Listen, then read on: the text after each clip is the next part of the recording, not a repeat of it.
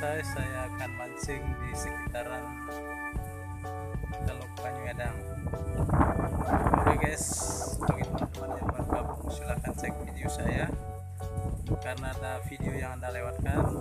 Tapi sebelumnya jangan lupa ya guys untuk klik like, subscribe, dan jangan lupa tekan loncengnya.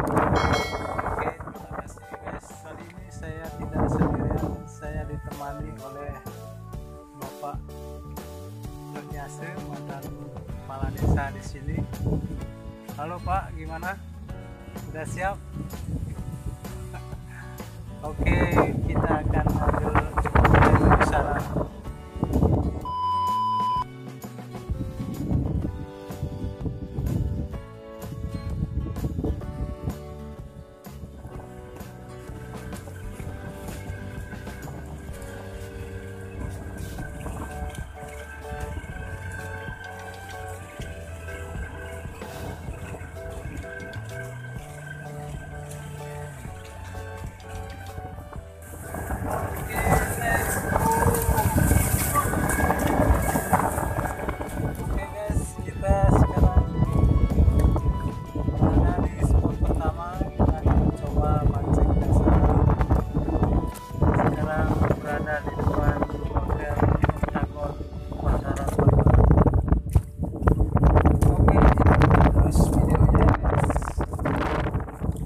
Tangkapan hari ini kerapu sama trigger.